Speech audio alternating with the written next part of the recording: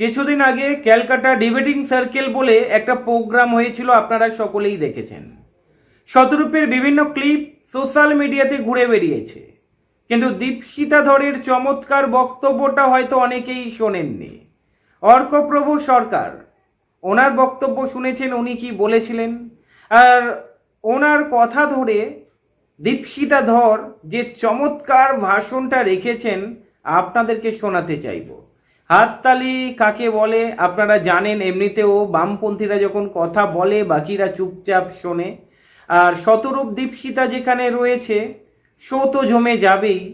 চলুন বেশি সময় নষ্ট করব না, দীপশিতা ধরের চমৎকার বক্তব্যটা শুনুন এবং অবশ্যই আপনাদের মূল্যবান কমেন্ট করে জানাবেন। আমি প্রথমেই অর্কপ্রভু তাকে ধন্যবাদ জানাবো। আমরা যারা বামপন্থী মানুষ, এ কথা আমরা বারবার বলি আমাদের মিটিংয়ে, আমাদের মিছিলে, আমাদের কথায়, যে বিজেপি একটা দল যে দলটা ভারতের সংবিধানে বিশ্বাস করে না। কারণ আমাদের ভারতের সংবিধানে বড় বড় করে লেখা আছে ধর্মনিরপেক্ষ গণতন্ত্র। ওই যে উনি বললেন যেটা হিন্দু জাতীয়তাবাদীদের এলাকা, সরকার, যেটা সেকুলার কনসিয়াসনেস নিজের মনের মধ্যে রাখেন, অর্থাৎ সংবিধানের কনসিয়াসনেস যারা মনের মধ্যে থাকেন, তাদের মুখে ছাই দিয়ে বিজেপির সরকার চলবে। আসলে উনি বলতে চাইলেন যতদিন বিজেপির সরকার চলবে ততদিন সংবিধানের মুখেই ছাই পড়বে, সাধারণ মানুষ যারা সংবিধানকে মানেন তাদের মুখেও ছাই পড়বে। উনি শুরুর সময় বলেছেন যে অনেকে প্রফেশনাল সিনিক আছেন, তাদের খুব একটা দরকার নেই।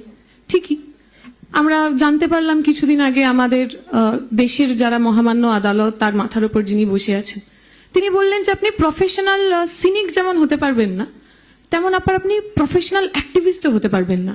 ধরেন আপনি সরকারকে প্রশ্ন করবেন, আপনি সিবিএসই পরীক্ষা দিয়েছেন, পরীক্ষার রেজাল্ট বেরোল, দেখলেন আপনার নাম্বার কম, আপনি সরকারকে প্রশ্ন করলেন যে আমার নাম্বার কোথায় গেল, বলবে এই যে অ্যান্টি ন্যাশনাল, এই যে দেশদ্রোহী, পাকিস্তান থেকে টাকা পাচ্ছে, এই গুন্ডা দমন অ্যাক্ট।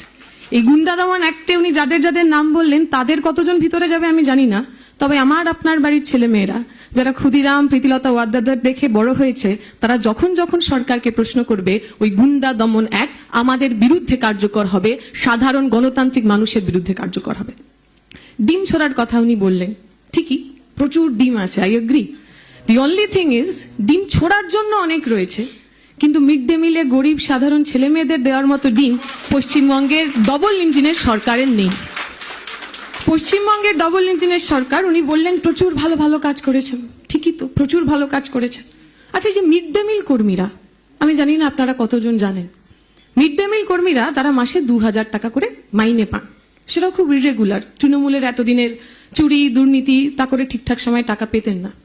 নির্বাচনের আগে যখন এদের সঙ্গে আমাদের মিটিং হয়েছে, এক ভদ্রমহিলা বলেছেন যে দেখুন, আমরা চাই আমাদের মাইনেটা বেড়ে 4000 টাকা হোক। আমরা যদি লোকের বাড়িতে বাড়িতে কাজ করি, আমি মাসে 5000 টাকা উপার্জন করতে পারি, কিন্তু আমি সেটা করি না। কারণ আমরা যখন রান্না করে ওই ছোট্ট বাচ্চার মুখে খাবার তুলে দিই, ওর মুখের মধ্যে যে হাসি, ও মুখের মধ্যে যে আনন্দ, সেটা আমার অর্থনৈতিক লাভ, আমার অর্থনৈতিক লোকসান সবটাকে ভুলিয়ে দেয়। আজকে যে মিড ডে মিলের নতুন করে ডিজাইন করার কথা বিজেপির সরকার বলছেন, যাকে পাইলট প্রজেক্ট বলছেন, পরবর্তীকালে যেটা সারা রাজ্যে তারা চালু করতে চান, এমন হাজার হাজার গরিব সাধারণ, যাদের মধ্যে অনেকে হয়তো হিন্দু মহিলা, যে হিন্দু হোমল্যান্ডের কথা বলছিলাম আমরা, সেই হিন্দু হোমল্যান্ডে থাকা কোট আনকোট হিন্দু মহিলা, তাদের মুখের ভাত যারা কেড়ে নিলেন, তারা কোন হিন্দুর হয়ে কোন জাতীয়তাবাদী সরকার চালাচ্ছেন আমি জানি না। আমি অন্য অনেকভাবে কথাটা শুরু করব ভেবেছিলাম, কিন্তু আমার আগের যিনি বক্তা ছিলেন তিনি এত বেশি আমাকে ট্রিগার্ড করে দিয়েছেন, আমি খানিকটা যে কথা আমার বলার ছিল সে কথা থেকে চলে এসেছি। আজকে আমাদের যে বিষয়বস্তু, পরিবর্তন, উচ্ছ্বাস এবং হতাশা, জাদ্দা বলার সময় খুব সুনিপুণভাবে বলেছেন পরিবর্তনের কথা। আমি তার সঙ্গে একটু প্রিলুড যোগ করব। এই পরিবর্তনটা আসলে 2026-এ হয়নি, 2011 সালের পর থেকেই পরিবর্তন শুরু হয়েছে। কিরকম পরিবর্তন? 11-র আগে আপনার মনে থাকবে একটা পোলারাইজেশন তৈরি হয়েছিল। সেই পোলারাইজেশনের একধারে আমরা ছিলাম বামপন্থীরা, এবং আমাদের উল্টো দিকে ছিল আর যারা আমাদের সঙ্গে নেই, তাতে তৃণমূল ছিল, কংগ্রেস ছিল, এখানে বসে থাকা বিজেপির ভদ্রলোকেরা ছিলেন, মাওবাদীরা ছিলেন, আল্ট্রা লেফটরা ছিলেন, আরো নানা ধরনের মানুষজন ছিলেন। একটা পোলারাইজেশন ছিল, স্পষ্ট পোলারাইজেশন। তার রেজাল্ট কি আমরা দেখেছি। এবং সেই পোলারাইজেশনটা শুধুমাত্র পার্টিতে এসে থেমে থাকেনি। 15 বছরের মমতা ব্যানার্জির যে সরকার আর একটা নতুন পোলারাইজেশন তৈরি করেছেন। কি সেটা? আমরা যখন সরকার তৈরি করছি, আমাদের যখন আন্দোলন চলছে, আমরা যখন একটা কনস্টিটিউন্সি তৈরি করার চেষ্টা করছি, আমরা বলি সেটার একটা ক্লাস বেসিস ছিল, শ্রেণীর সাম্যের কথা বলছি, শ্রেণীর ঐক্যের কথা। আপনি গরিব মুসলমান, আপনি হিন্দু মুসলমান, আপনি গরিব কৃষক, আপনি হিন্দু কৃষক, আপনি হিন্দু মুসলমান কৃষক যদি হন, তেভাগা আন্দোলন আপনার জন্য। আপনি যদি ভূমিহীন কৃষক হন, আপনি হিন্দু হন অথবা মুসলমান হন, বর্গা আপনার জন্য। অতএব শ্রেণী সাম্য তৈরি হয়েছিল, ধর্মকে ব্যতি রেখে, পরিচিতিকে ব্যতি রেখে। মমতা ব্যানার্জি সরকারে আসার পর এই শ্রেণী সাম্যটা ভাঙতে শুরু করলেন। এখনো আমার মনে আছে 11 সালের আগে ওনার এরকম মিটিং হচ্ছে, সেখানে এসে একজন টুপি পরা মানুষ তিনি বলছেন যে বামপন্থীরা এরা ধর্ম মানে না, এরা আসলে ধর্মকর্ম করতে দেবেন, আপনারা সবাই মিলে তৃণমূলকে ভোট করুন। আমাদের মনে আছে ইমামদের সমাবেশ হচ্ছে, তাতে ইমামদের ছোট ছোট ছবি, মমতা ব্যানার্জির ইয়াব বড় ছবি মনে আছে। মুয়াজ্জেম ভাতা, ইমাম ভাতা, সেটাকে সরকারের অ্যাচিভমেন্ট হিসেবে দেখানো মনে আছে। এই যে মমতা ব্যানার্জি প্রথমবার শ্রেণীকে ভেঙে পরিচিতি তৈরি করলেন, তিনি আসলে আরএসএস বিজেপির জন্য মাঠ তৈরি করে দিলেন। যে মেজরিটি আইডেন্টিটি নিয়ে খেলা বিজেপি আরএসএস বিভিন্ন জায়গায় করে এসেছে। প্রতিদিন দেখি, ওই দেখো তোমাকে ওখানে মুয়াজ্জেম ভাতা দিচ্ছে, ওখানে অমুক ভাতা দিচ্ছে, তাহলে এটা পুরোহিত ভাতা হবে না কেন? যে সাধারণ মানুষ জীবনে কোনোদিনও তার আইডেন্টিটি, তার রিলিজিয়াস আইডেন্টিটিকে তার পলিটিক্যাল আইডেন্টিটির সঙ্গে জুড়ে দেয়নি, তৃণমূল সরকার 15 বছরে বিজেপির এই ভয়ঙ্কর কঠিন কাজটাকে প্রতিদিন সহজ করে দিয়েছে। আমি নিজে রিফিউজি পরিবারের মেয়ে, বলছিলেন না হিন্দু হোমল্যান্ডের কথা। আচ্ছা, ওপার বাংলা থেকে যখন আমরা এপার বাংলা এসেছিলাম, আরএসএসেরও বয়স 100 বছর, আমি যে পার্টিটা করি কমিউনিস্ট পার্টি, তারও বয়স 100 বছর। হিন্দু হিসাবে শরণার্থী হয়ে আমরা যখন কলকাতার উপকণ্ঠে রিফিউজি ক্যাম্পগুলোতে ছিলাম, কোনো আরএসএস তো আমাদের পাশে দাঁড়ায়নি, কোনো ভগবা ঝান্ডা আমার পাশে দাঁড়ায়নি। রিফিউজি মানুষের তার কাজের স্বীকৃতি, নাগরিকত্বের স্বীকৃতি, তার বেঁচে থাকার স্বীকৃতির জন্য যদি কোনো ঝান্ডা আমাদের মাথায় ছাতা হয়েছিল, সেই ঝান্ডাটার রং লাল, সেই ঝান্ডাটা হলো কমিউনিস্ট পার্টির ঝান্ডা। ফলে একজন হিন্দু শরণার্থীর তৃতীয় প্রজন্ম হিসেবে আমি গর্ব করে বলি, আমার বাপ দাদারা, আমার ঠাকুরদারা, তারা তাদের মনের সবচেয়ে নরম অংশটাকে এতগুলো বছর ধরে যে আপনাদের পলিটিক্যাল টুলের তেল হতে দেননি, আমি খুব গর্ব করে বলি আমি সেই রিফিউজি পরিবারের মেয়ে। উনি বললেন শ্যামাপ্রসাদ মুখোপাধ্যায়ের কথা। আচ্ছা, মোহাম্মদ ইসমাইলের কথা বললেন না কেন? ওই কালো দিন, যেদিনকে রাজাকাররা, পাকিস্তানপন্থীরা কলকাতায় গণহত্যা চালাচ্ছে, মোহাম্মদ ইসমাইল ট্রাম কর্মী ছিলেন, সিআইটিউর নেতা ছিলেন। সাধারণ ট্রাম কর্মীদের নিয়ে ওই যারা দাঙ্গাবাজ, সেই দাঙ্গাবাজদের রুখে দিয়েছিলেন। আমি গর্ব করে বলি, একজন রিফিউজি পরিবারের মেয়ে হিসেবে আমি মোহাম্মদ ইসমাইলদের পার্টি করি। মোহাম্মদ ইসমাইলরা এই বাংলায় বাঙালিকে বাঁচানোর চেষ্টা করেছিল। আপনি মোহাম্মদ ইসমাইলদের মধ্যে ভাঙ করতে পারবেন না, ভেদাভেদ করতে পারবেন না। আপনারা চেষ্টা করেছেন। আপনারা যারা সাভারকারের পক্ষপাতী, আপনারা যারা গোলবার্কের পক্ষপাতী, আপনারা যারা নাথুরামদের পক্ষপাতী, আপনারা যারা ব্রিটিশের দালাল হয়ে, চর হয়ে কাজ করেছেন, আপনারা যারা বিভিন্ন ষড়যন্ত্র মামলায় কমিউনিস্টদের বিরুদ্ধে যারা সেই সময় আন্দোলন করছিলেন, দেশের হয়ে আন্দোলন করছিলেন, তাদের বিরুদ্ধে আপনারা যারা সাক্ষ্য দিয়েছেন, আপনারা বারবার আপনার মাস্টারদের মতোই ডিভাইড অ্যান্ড রুল করার চেষ্টা করেন। কিন্তু ভারতের বাংলার ইতিহাস আছে। এই ভারতটা যতটা বিদ্যাসাগরের, এই ভারতটা ততটা বেগম রোকেয়ারও। এই ভারতটা ততটাই রামমোহনের, যতটা এই ভারতটা লালনের।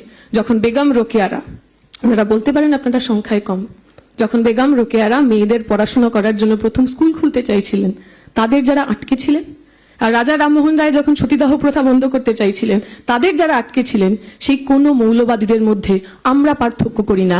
আপনারা একটা পক্ষের মৌলবাদীর পতাকা নিতে পারেন, আমাদের কাছে দুজনেই সমানভাবে পরিত্যাজ্য।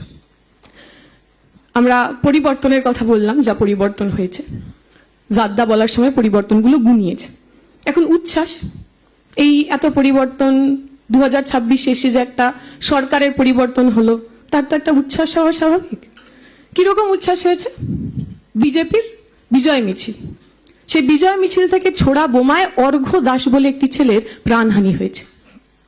বিজেপির বিজয় মিছিল থেকে ছোড়া বোমায় তানভীর বলে একটি ছোট্ট 9 বছরের শিশু, তার প্রাণহানি হয়েছে। উচ্ছ্বাস, উচ্ছ্বাসটা কিরকম? জাদ্দা বলছিলেন বিরোধী দল বা বিরোধীদের যে অবস্থান, সেই অবস্থানটাকে একেবারে ডিস্টার্ব করে দেওয়া হয়েছে। বিরোধী বলে আর কিচ্ছু নেই, এমন উচ্ছ্বাস হয়েছে। উনি বলছিলেন আমার বক্তা আগের বলার সময় যে আপনার বাড়িতে আপনি জল দিতে পারবেন না, তুলসী তলায় জল দিতে পারবেন না, আপনি ঠিক করে পুজো করতে পারবেন না। আমরা তো দেখছি পরিবর্তনের পর সেই ঘটনা হচ্ছে। বিজেপির বজরং দলের লোকেরা আপনার বাড়িতে ঢুকে গেছে। আপনি ঠিকমতো পুজো করেন কিনা, তুলসী তলায় জল দেন কিনা, আপনি কোথায় আপনার ভগবানের ছবি রাখবেন, বজরং দল ঠিক করে দিচ্ছে। ফলে যার ভয় আপনি পাকিস্তান অথবা বাংলাদেশে দেখাচ্ছেন, বিজেপি আসার পর সেইটাই পশ্চিমবঙ্গের মানুষকে প্রতিদিন ফেস করতে হচ্ছে। আর হতাশার কথা, হতাশা তো তাদের হবে যাদের আশা ছিল। আমরা প্রথম দিন থেকে জানতাম বিজেপি যদি সরকারে আসে তাহলে কি কি হতে পারে।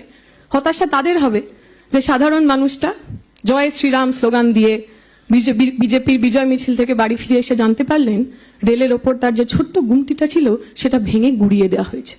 হতাশা তার হবে বিজেপিকে ভোট দেওয়ার পর, তারপর যখন বাড়িতে ফিরলেন দেখলেন তার যে ছোট্ট বাড়িটা ছিল সেই বাড়িটা ভেঙে চুরে গেছে, তার ক্যান্সার পেশেন্ট, তার যে প্রেসক্রিপশন সেই প্রেসক্রিপশনটা খুঁজে পাচ্ছে না। হতাশা তাদের হবে। হাবড়ার বিধায়ক প্রচার করার সময় বস্তিতে গিয়ে বলেছেন, আহারে কি কষ্ট আপনাদের, আপনারা প্লাস্টিকের তলায় থাকেন, আমাকে 5টা বছর সুযোগ দিন, আপনাদের আর প্লাস্টিকের তলায় থাকতে দেব না। ওনারা ভেবেছিলেন হয়তো বিজেপি সরকারে আসলে প্লাস্টিক সরে যাবে, নতুন বাড়ি হবে। তারা দেখলেন বিজেপি সরকার আসার পর তার বাড়িতে বুলডোজার চললো আর তাকে খোলা আকাশের নিচে রাত কাটাতে হলো। যে কথা বলে শেষ করা একটা ছবি বা একটা ভিডিও হয়তো আপনাদের মনে থাকবে। এখন পশ্চিমবঙ্গের যিনি বিরোধী নেতা হয়েছেন ঋতব্রত ব্যানার্জি, তিনি নিযুক্ত হওয়ার পর শুভেন্দু অধিকারীর পিছনে পিছনে হাঁটছেন এবং এতটাই অনুসরণ করে চলছিলেন যে প্রায় তিনি সরকার পক্ষেই চলে যাচ্ছিলেন। শুভেন্দু অধিকারী দাঁড়িয়ে তাকে দেখিয়ে দেন হাত দিয়ে, এখন এখানে না, এখন ওদিকে। পশ্চিমবঙ্গের হতাশা তাদের হবে যারা তৃণমূলকে হারানোর জন্য বিজেপিকে ভোট দিয়েছিলেন আর বিজেপিকে হারানোর জন্য তৃণমূলকে ভোট দিয়েছিলেন। আমরা তো আসলে কৃষক চাষাদের পার্টি করি, আমরা বলি আশায় বাঁচে চাষা। আমরা এখনো আশাতেই রয়েছি, সরকার জারি হোক না কেন রাস্তা, লড়াই, আন্দোলন মেহনতির হবে আর মেহনতি মানুষের সঙ্গে লাল ঝান্ডা থাকবে। প্রথমেই সজলদা বলার সময় অনেকগুলো কথা বললেন যে আমাদের সময় এইটা হবে না, আমাদের সময় সেইটা হবে না, আগে অনেক কিছু হয়েছে। আমি খালি ওনাকে মনে করিয়ে দিতে চাইবো, পশ্চিমবঙ্গে যখন বামপন্থী সরকার ছিল, মহরম এবং বিজয় একসাথে হয়েছিল, কখনো তার জন্য সেন্ট্রাল ফোর্সও নামাতে হয়নি, তখন দাঙ্গাও হয়নি, সাধারণ মানুষের মধ্যে ওই কনসিয়াসনেস ছিল। আমি আপনার সময় বলিনি, আশা করবো আপনিও ওই সিভিলিটিটুকু দেখাবেন। দ্বিতীয়ত, যতটা ওনারা কথা বলবেন ততটা টাইম কিন্তু এক্সট্রা আমাকে দিতে হবে। দ্বিতীয়, এখানে সন্ময়দা খুব ভালো কথা বললেন, চাকরির কথা বললেন, শিল্পায়নের কথা বললেন। আমি খালি মনে করিয়ে দেব, এই যে রোম থেকে শিল্প আসছে, ইসরায়েল থেকে শিল্প আসছে, সেসব ছেড়ে দিও। টাটা বলে একটা সংস্থা সিঙ্গুর একটা শিল্প করতে চেয়েছিল আমাদের হাত ধরেই। সেই সময় যারা সেই শিল্পটা হতে দেননি, যারা মমতা ব্যানার্জির স্যান্ডউইচ খাওয়া অনশনে গিয়ে বসেছিলেন, তাদের অনেকজন এখন এখানে বসে আছে, তাদের দলের অনেক নেতারা এখন এখানে বসে আছে। তারা কতটা শিল্পায়ন নিয়ে কথা বলতে পারেন, কতটা তাদের মোরাল ইন্টিগ্রিটি আছে, এ নিয়ে আমি প্রশ্ন রাখলাম। দ্বিতীয়, সজলদা বলেছেন যে লেনিনের নাম থাকবে না। লেনিন ভারতের জন্য কি করেছেন? উনি ইতিহাস পড়তে বলছিলেন না? আসলে এটা খুব মজার ব্যাপার, আমরা যেটা জানি না আমরা সেটাই অন্যকে বেশি করে পড়তে বলি। উনি যদি একটু ইতিহাস পড়তেন তাহলে উনি জানতেন ভগৎ সিং বলে এক ভদ্রলোক ছিল, মৃত্যুর আগের মুহূর্তে যখন ওনাকে ফাঁসি দেওয়া হবে, যে জেলার তাকে ডাকতে এসেছেন, ভগৎ সিং একটা বই পড়ছিলেন। তাকে যখন ডাকা হয়, জিজ্ঞেস করা হয় তোমার what is the last wish you have, Bhagat Singh বলেছিলেন এখন একজন বিপ্লবীর সঙ্গে বিপ্লবীর কথোপকথন হচ্ছে, আমাকে ডিস্টার্ব করবে না। যে বইটা তিনি পড়ছিলেন সেই বইটা লেনিনের লেখা। লেনিন বলুন, হোচিমিন বলুন, সারা বিশ্ব জুড়ে যারা প্রগতিশীলতার কথা বলেছেন, যারা কলোনিয়ালিজমের বিরুদ্ধে কথা বলেছেন, সেই সমস্ত মানুষগুলো তারা তাদের চেতনা দিয়ে, তাদের লেখা দিয়ে আমাদের বুদ্ধিমত্তা, আমাদের বিবেচনা এগুলোকে ঝালিয়ে দিয়েছেন। শেষ দুটো কথা বলার, আমাকে তো ব্যক্তিগত প্রশ্ন করা হয়েছে, ওপার বাংলা থেকে এপার বাংলায় এলে কেন? আমরা ঠাকুরদা পূর্ব পাকিস্তান থেকে এখানে এসেছিলেন। যে সমস্ত ভদ্রলোকেরা এই সময় ভারতে থাকেন, যারা দাবোলকার, গৌরী লঙ্কেশ এদের খুন করেন ধর্মের কারণে, ঠিক সেরকম কিছু মানুষ তারা বাংলাদেশেও থাকতেন যারা ধর্মের নামে মৌলবাদের চাষ করতেন। আমরা যখন এপার বাংলা এসেছিলাম আমরা প্রতিজ্ঞা নিয়েছিলাম মৌলবাদীদের কোনো ধর্ম হয় না। তিনি হিন্দু হলেও তার বিরুদ্ধে আমরা কথা বলবো, মুসলমান হলেও তার বিরুদ্ধে কথা বলবো। যে কারণে আমি বলার সময় রোকেয়ার কথা বলেছিলাম, আমার মনে আছে, আমার নিশ্চয়ই আমি স্যাঙ্গুইন, সজলদা রোকেয়ার নাম শোনেননি, অথবা রোকেয়া কাদের বিরুদ্ধে লড়ছিলেন তার কথাটা তিনি জানেন না। আমরা আজীবন রোকেয়া এবং বিদ্যাসাগরের সঙ্গে থাকবো। শেষ কথা বলে শেষ করার, আমি যে স্কুলে পড়েছি সেই স্কুলের নাম ঘোষপাড়া নিশ্চিন্দা বালিকা বিদ্যাপীঠ। আমি লামার্টিনিয়ারে পড়িনি। তারপরে আশুতোষ কলেজ বলে একটি স্কুলে পড়েছি, একটি কলেজে পড়েছি, এবং জওহরলাল নেহরু ইউনিভার্সিটি থেকে আমি আমার পিএইচডি করেছি। সবকটাই নিজের যোগ্যতায় করেছি। সেটার জন্য বাংলা মিডিয়ামে পড়া, বাংলা পশ্চিমবঙ্গের 34 বছরের বাংলা মিডিয়াম, সেটা কোথাও আমাকে আটকে রাখেনি। যারা নিজেদের বিভিন্ন ধরনের ব্যর্থতা সাবল্টার্ন মুখোশে আটকাতে চান, আমরা দেখেছিলাম পশ্চিমবঙ্গের বিগত মুখ্যমন্ত্রীকেও এরকম বলা হতো। জিজ্ঞেস করা হচ্ছে চাকরি হচ্ছে না কেন, বলছে দিদি সাদা শাড়ি পরে ঘুরছে। Dipsita please wine. পড়াশোনা হচ্ছে না কেন? কারণ দিদি প্রতিদিন হাওয়াই চটি পরে হাঁটছে। কে 400 কিলোমিটার হাঁটেন আর কে হাওয়াই চটি পরেন আর কে কার মেজো ছেলে, সেইটা দিয়ে প্রধানমন্ত্রী মুখ্যমন্ত্রী কারোরই যোগ্যতা বিচার হয় না। যোগ্যতা বিচার হয় ওই হাওয়াই চপ্পল পরা মানুষগুলোর জন্য। তাদের সরকার কি করে, হকার মানুষগুলোর চোখের জল, আমি বিশ্বাস করি সেটা বিফলে যাবে না।